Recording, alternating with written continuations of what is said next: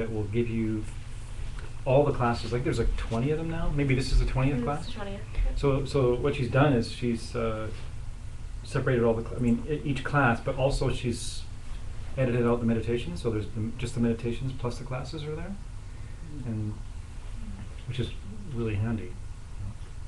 I'll give you my email. Yeah. Now that I know what to use for. Yeah. It's not that I'm not an email person, it's just that for scheduling, Yeah. I don't use it. Yeah.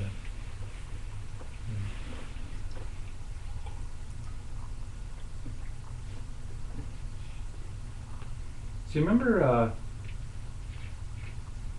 last week I was talking about the blender, blending spoons? Did you have it again? Well, just to give a little backstory to the blending spoons, if anybody, it's just a quick. So I was doing this experiment where I was making a coffee drink, but then I would blend the spoon too, and you know how it would be a little racket, and this would be very shocking, and so what I noticed afterwards was that even when I knew that the spoon wasn't in the blender, I would go to press the button, and I would still might feel the resonant shock of the resonant shock of when the spoon went around in the blender. And one time the lid flew off and the coffee went all over the wall. But there she is. Hi, Sandra. Hi.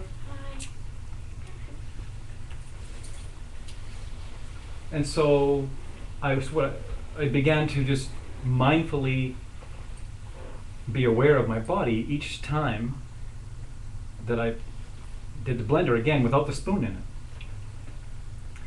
And I started noticing that there was a physiological, like energetic thing in my body that would anticipate the spoon being in there, and as if I was anticipating a shock each time. And I thought that was a very great way of displaying how our body has an echo, and how we, hi Sandra, and how we, even though a situation may be over, a similar picture or a similar situation may appear to us, and then we'll react to it as if it was that situation. And if we're not aware that it's just an old pattern, then we'll blame the person, or we'll label that situation. So to continue the experiment, I've just been continuing making those blender drinks, blender coffees, and being very aware of like how many times do I have to make the blender drink for my body to actually have zero, as if it never happened. Right? So, because this is important information, right? If you've been hurt by someone, so-called hurt someone, and then how many times do you have to sort of get over it in a way, in order for it to be over it? It's out of your body, it's out of your reality. So what I noticed was, it was getting more and more subtle. So each time, I make one of these drinks every day. So each day that went by, I noticed a little less, and a little less, till it was almost non-existent, but still there. I could still detect it. I go press a button, and it was still something in my body. So I thought, okay, what's the next thing I need to do to complete this experiment? Well, I'm going to have to blend a spoon totally on purpose, because all the other ones were a surprise. I didn't know they were in, right? It was a shock. And I kept asking myself, why do I keep blending spoons? And took me a while to figure out, I'm doing an experiment. Because I was very intrigued by this whole thing. It's not something I would get into, blending, so I thought, okay, now the next thing to do is completely on purpose blend a spoon. And here's the thing. So got all the ingredients together, and the spoon was in there, and I was nervous. Like, why would I be nervous? What's going to happen to me, right? I mean, this just that really surprised me. Was as the whole leading up to the whole thing, like 5 minutes before, I was thinking, I'm going to do this. And the whole thing was this surprising thing in my body. I'm like, I'm scared. So there's the spoon. It's in the blender, and I got my hand on the lid because it flew off one time. Hand on the lid, and I'm nervous, and I'm leading up to the moment. And I press the button, and like nothing.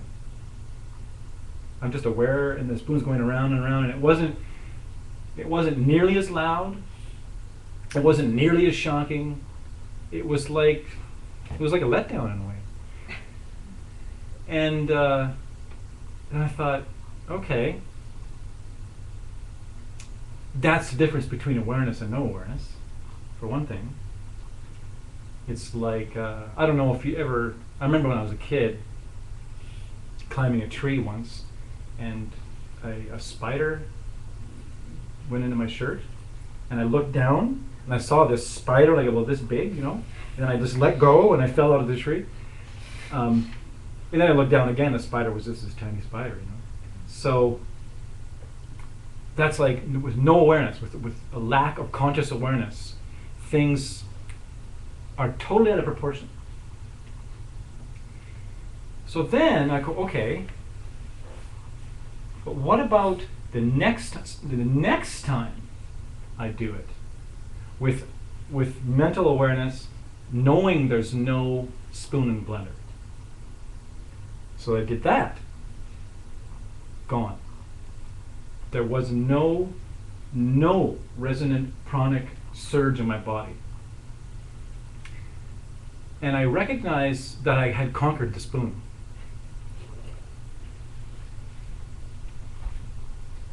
And I thought, this is a great sort of analogy for conquering our fears. Like anything. So we have to go up against it, experience it with conscious awareness, and then you have the experience, and then you're done. And then the residue of the initial shock that was way out of proportion anyway has been taken care of. Yeah, I'll wait, Christine. We'll wait.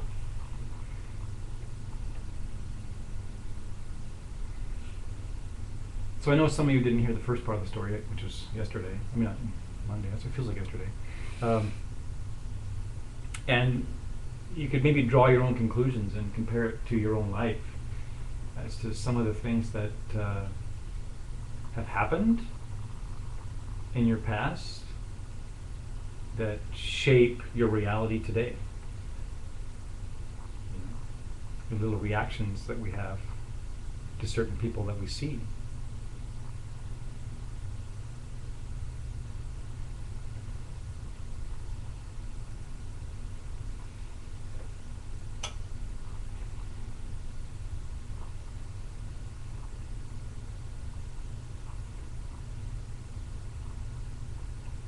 And that awareness, conscious awareness, being awake in the moment, is all the difference. It's the difference between suffering and not suffering, between mental anguish and no mental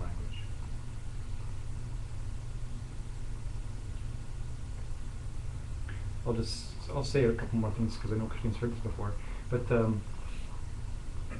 it's similar to I think a dentist is a good way of looking at that, because when you go into a dentist, let's say you're going to go get a filling or something at a dentist, or you're going to get a checkup. So you've gotten your checkup and you're going to get a filling, and someone is going to be drilling into your mouth. Someone will be pointing large silver things and needles and then drilling into your teeth, right? But you're conscious of this. You lay down in the chair, like voluntarily, and you open up your mouth, and this person you don't even know is starting to do work on your mouth, And if you imagine that exact same situation without awareness, without knowing it's the dentist, like if someone held you down and started putting weird things into your mouth and then drilling into your mouth, and you just had no idea that this was a dentist, it would be a very different experience.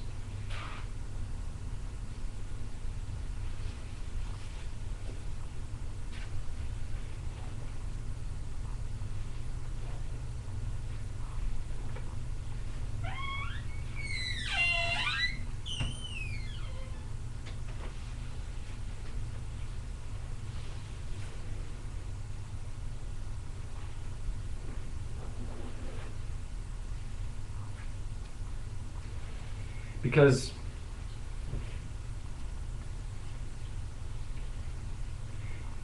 if you've meditated or even gotten quiet and taken a look at what happens in your mind and the world that you're perceiving,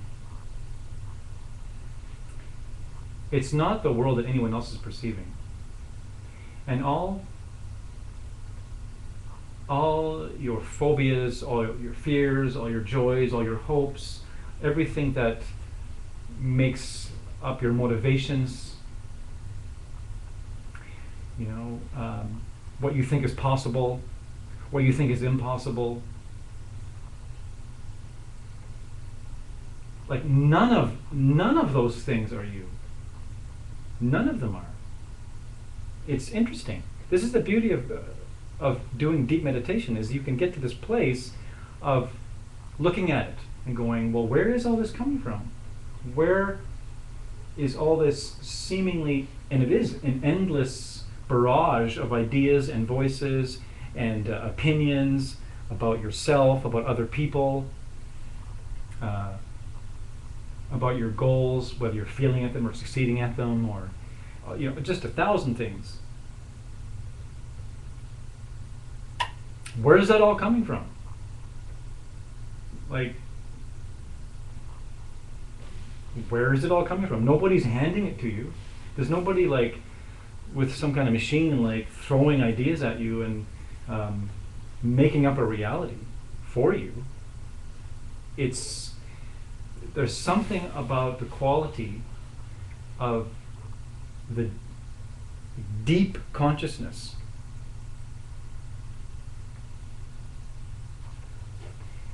that allows this parade to arise and create like a painting or a movie. And if you don't know that it's a movie, then you're sucked right into the whole scene, and you believe everything, all those thoughts you believe about yourself, about all the other people, things people say, the assumations that you make about, someone will say something and immediately. I mean, I think a great example of that is texting, especially nowadays. I mean, someone fires a text off, and you have no idea what the tone of voice that person is thinking.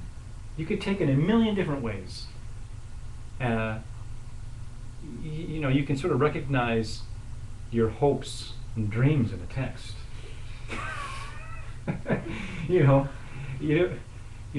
Like for instance, someone has been texting you, and off and on for a few months, and you're friends, and they're always sending hearts and smiley faces and exclamation marks, and then one day they send you like, "Hi, John," period. And you're like, what's happened? You don't like me anymore. It's just, there it is. That's a perfect example of the mind creating some bizarre reality. Well, who knows? This person was, busy or something, and maybe they just, who knows? So, and the only way to get free of that reality is to meditate enough to be aware of the thought that arises and says, "Oh, he doesn't like me anymore." And instead of thinking oh, he doesn't like me anymore. It's like, oh, there's a thought, doesn't like me anymore. It's like you're looking at a picture in a book or something. And that is just the beginning of being able to allow the luminosity of the natural state of what you are to fill your whole reality.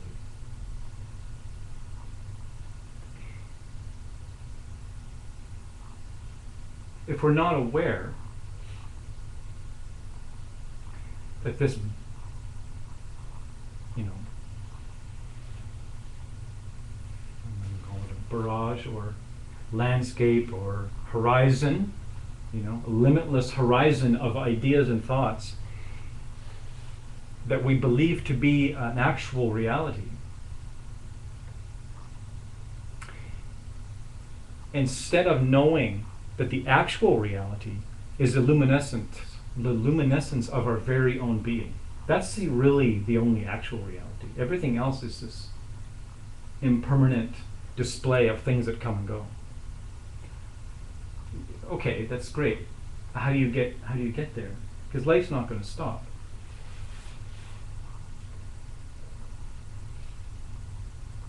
For one,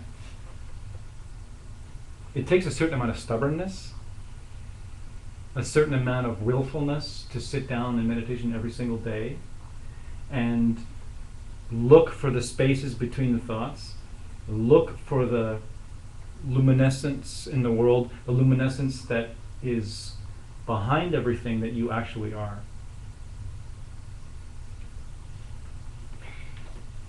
But the trouble with us and reaching that place is the reason why the smartphones are taking over the world, because we love a moving object.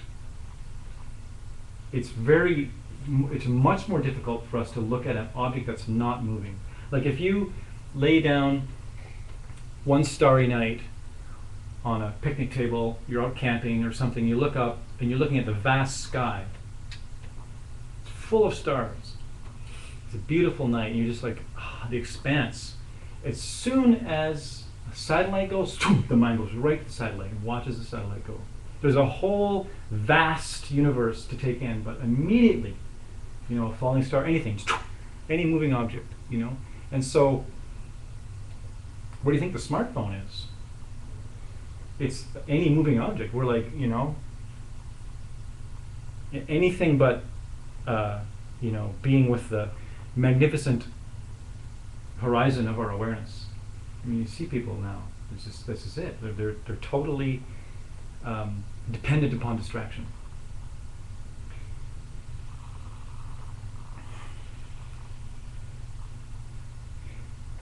So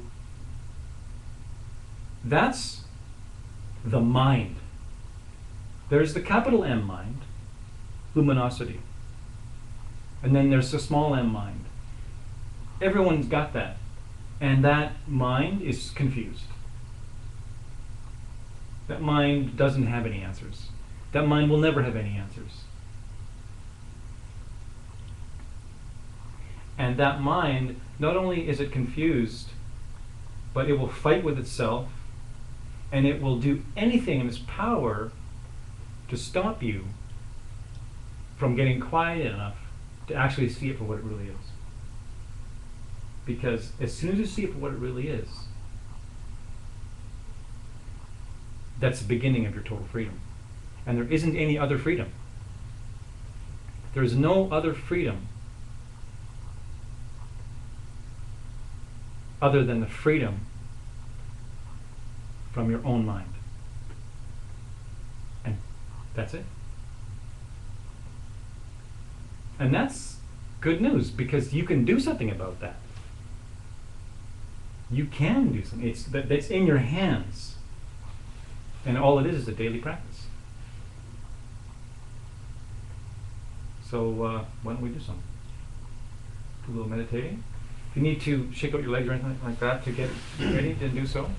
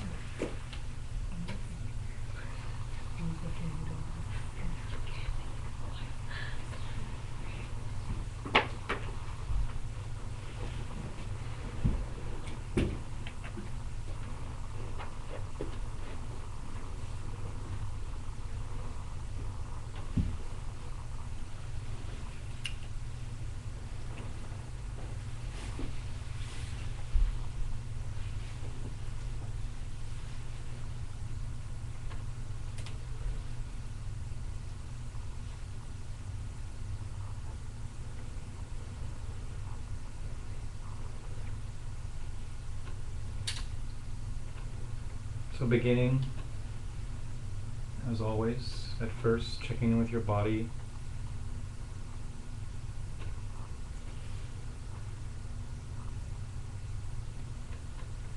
Feeling it resting, it being supported. Feel that resonance between the earth and your body, between your ankles and the cushion. That feeling of the connection there.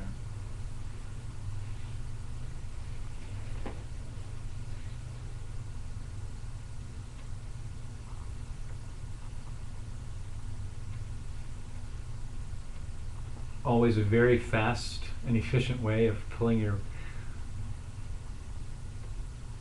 mind into the present moment is focusing on the physical feeling. What does it feel like for your legs, for your seat, for your hips to be connected to the surfaces that it's connected to?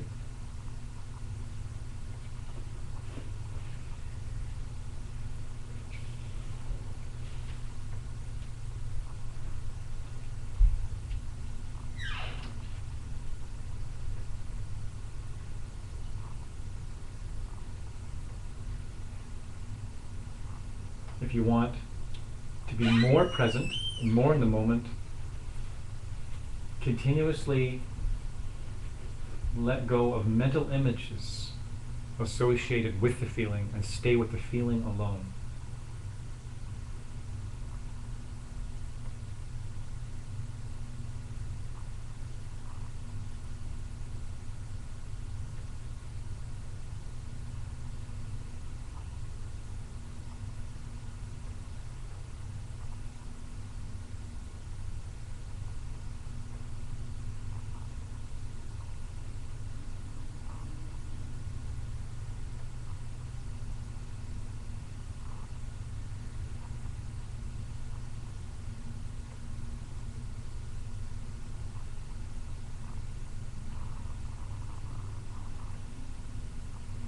Taking another step in this direction,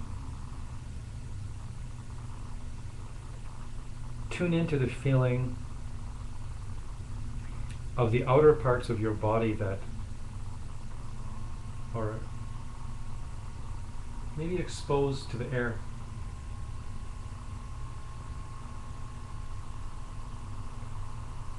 Feel the coolness.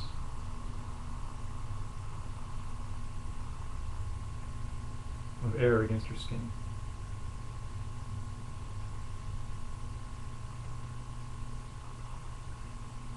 But then, let go of that thought and just stay with the feeling of it.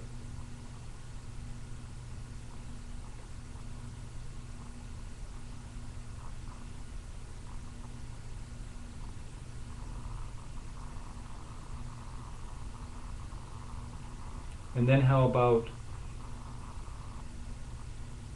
the whole outer circumference of your body, even the parts of your body that are clothed?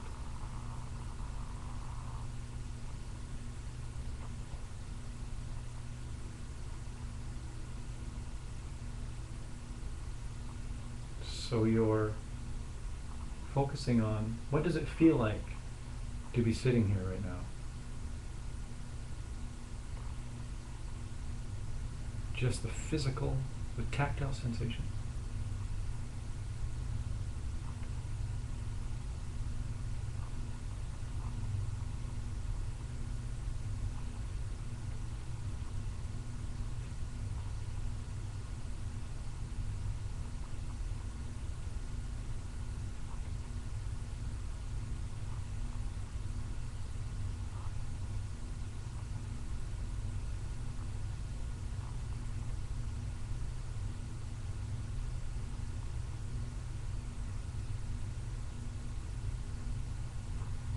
Now begin to be aware of your whole body moving with your breath.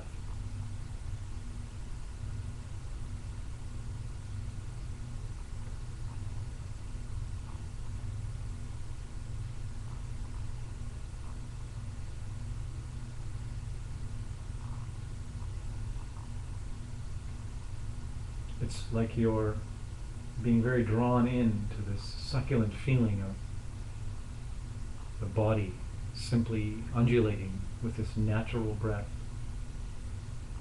Really, really noticing how it feels to have life in your body.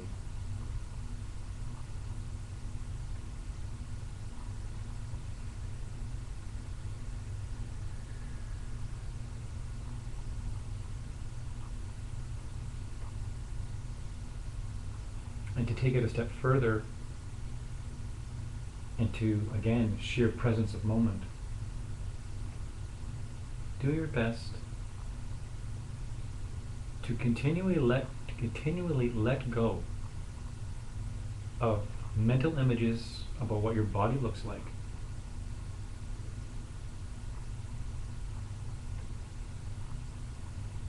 And that this feeling is your body. But anything like that.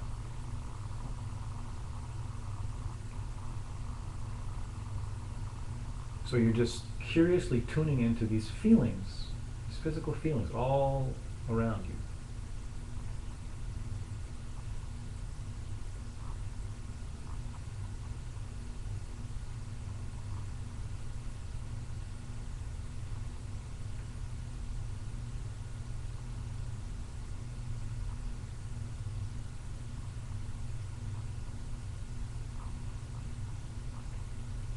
Do a little check to see if there's any tension.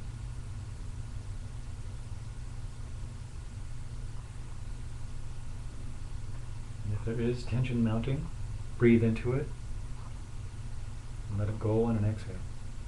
There's no right or wrong way. There's no succeeding or failing at this. It's just an experience.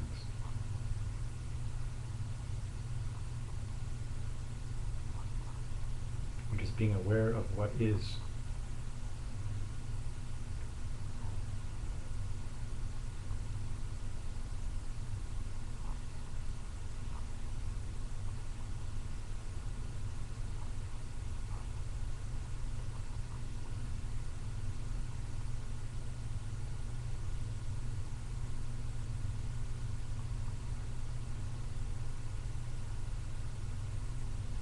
To bring a little brightness to the inside,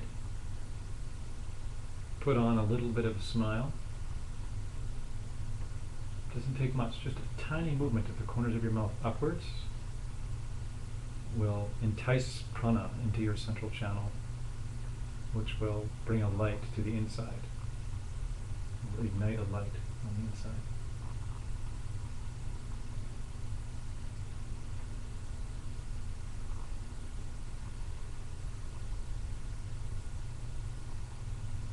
You may also notice that it serves relaxation as well.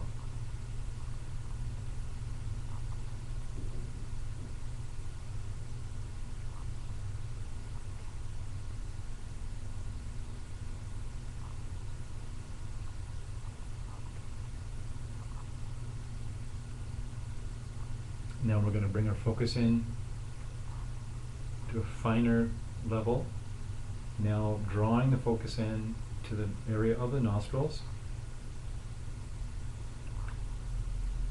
Being aware now of the experience, the feeling of breath, of air passing here, in and out. Noticing the feeling.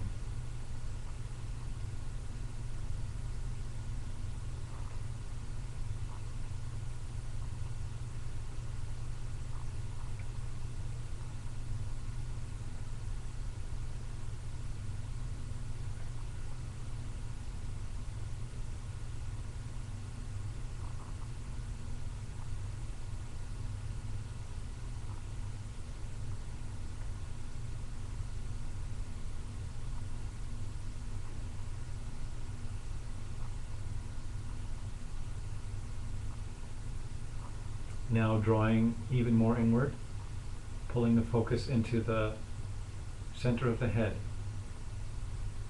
focusing on a pinpoint, a droplet of light. You may see a certain color. I'll just say clear white light to give you an image if you need one.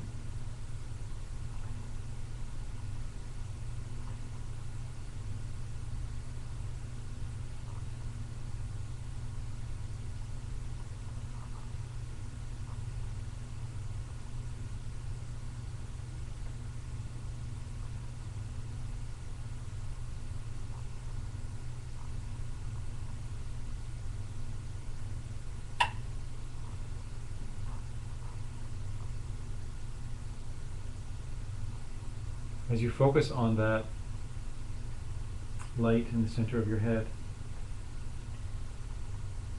visualize that as you inhale, there is an energy flow that you can see like breath. You inhale and it lights up the center of the head of this tiny dot of light. And as you exhale, that stream goes out your third eye. So it goes out the spot between your eyebrows.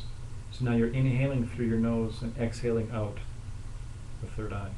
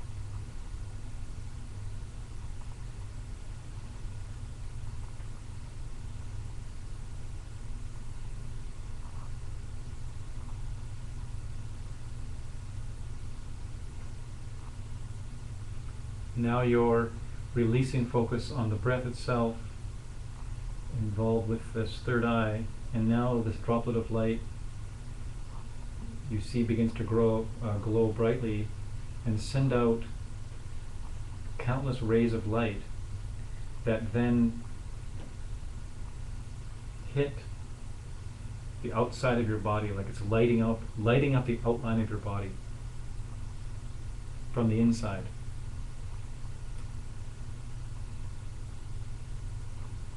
And like you can feel it against your skin.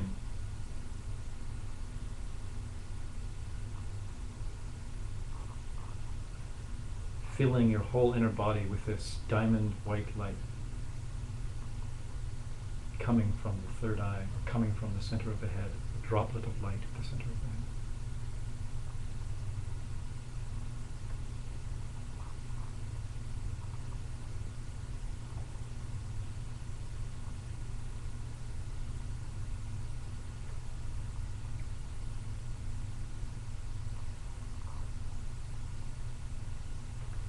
Now this droplet of light at the center of the head now descends in the inner body, near the back of the body, drops down and lands at the heart area.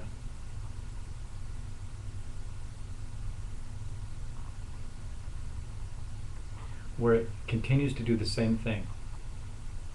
Continuous radiance, continuous bursts of light that fill your whole inner body and light up the inside of your skin. If you're feeling drowsy or sleepy, you can play around with moving this droplet of light back up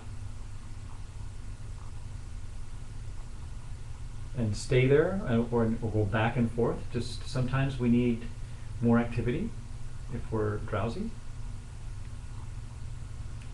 Or you can also open your eyelids a little bit and let in some light, if that helps.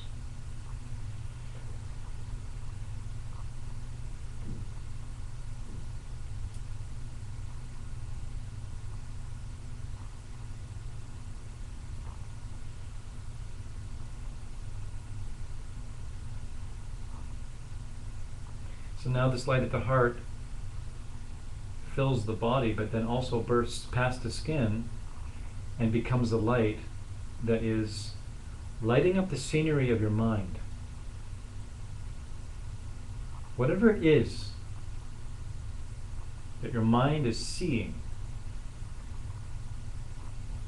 is lit up by the light coming from your heart.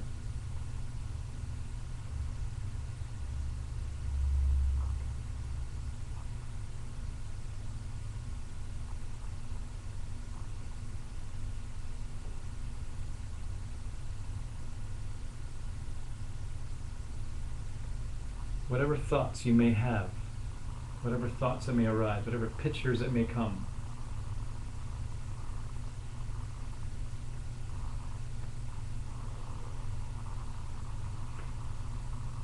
until it's like your heart is filled all noble reality with this luminescent light now.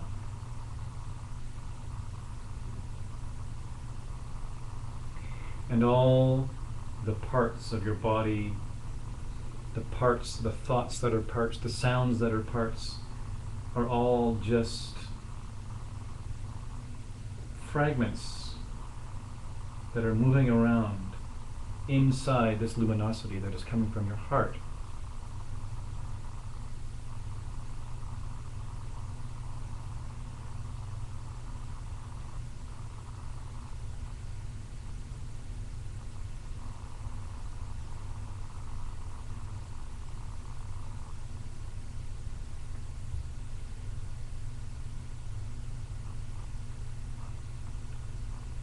Now you can stay here at the heart and sort of focusing at the heart and luminosity, or you can see what happens now if you try to focus on the gaps between the things in your mind, as if you were looking at the light between two atoms or something like that, but that you are now actually looking at luminosity. You're actually looking at the radiance of your mind and not at the things in your mind.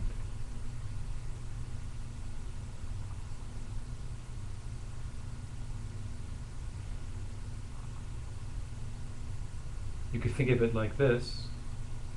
Your awareness, your consciousness is meeting and taking in,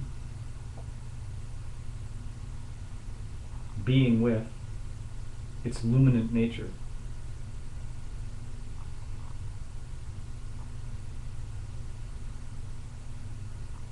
And the mind, the thinker, the doer, the creator, is not your focus.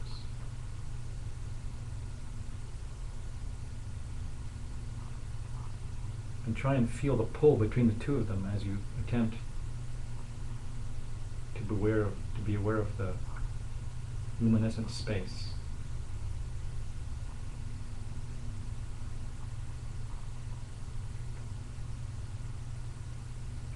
And stay relaxed.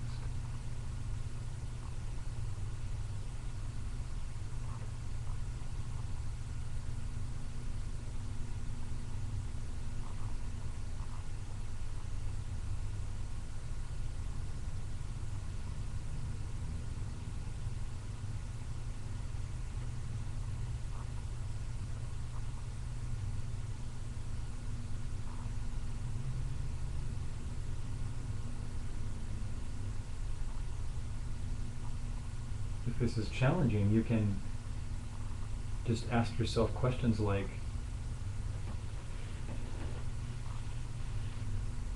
what are these things in my mind that are arising? Where did they come from?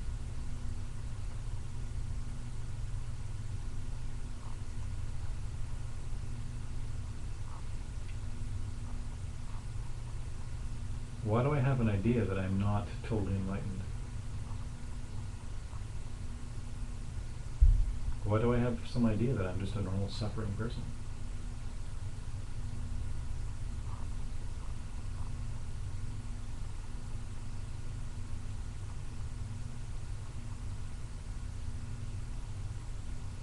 Why do I have some kind of limit to what I think is possible?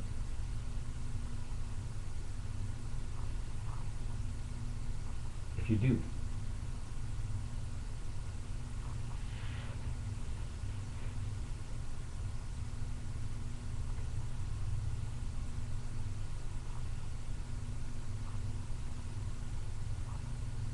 if you focus on the space of mind, it can be easier to see the impermanence and the illusory nature of these mental ideas that can oppress us and seem so real.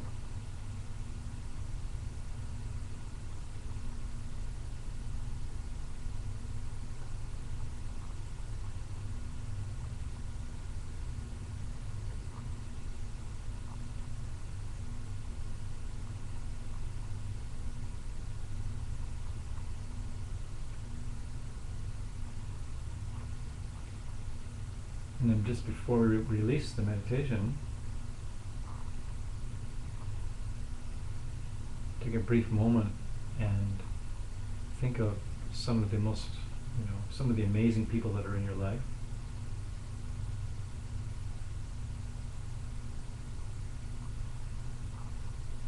Some of the people that you've met in your life that inspire you,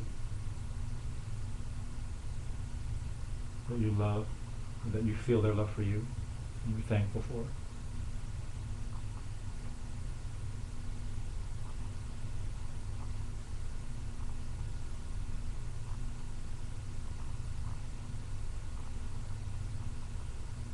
As a way to pull yourself in from a spacious meditation like that, and bring yourself to ground.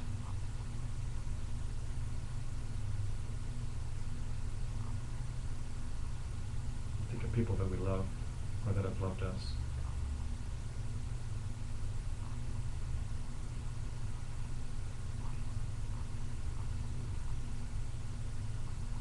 And that any disconnection you may feel with this person is simply a veil,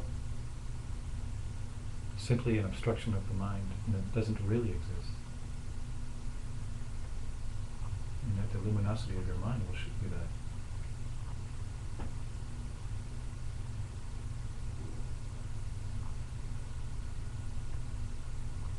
So stay with this love connection between you and the other person or people.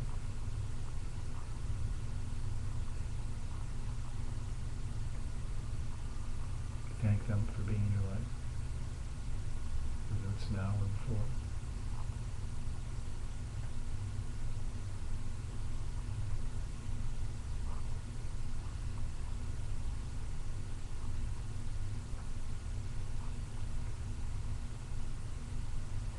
And slowly return to the room,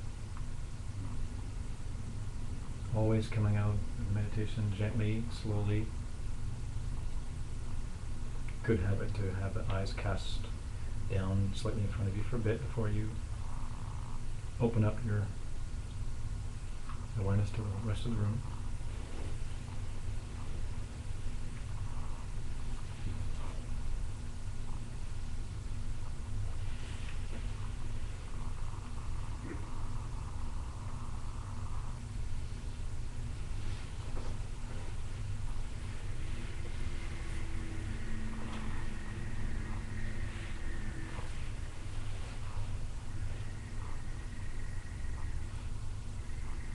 And then we'll take a little break. Take like a 5-minute break. probably some popcorn out there.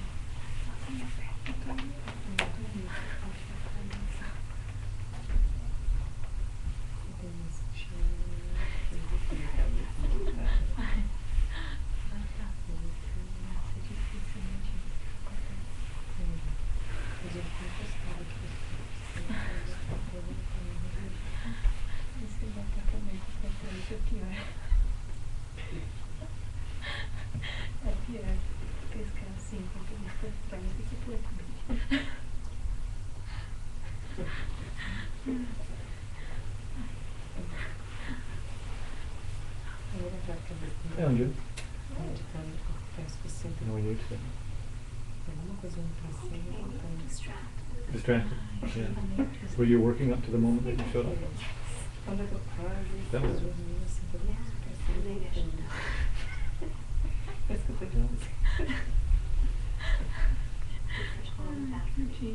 What's that? Good, yeah, right.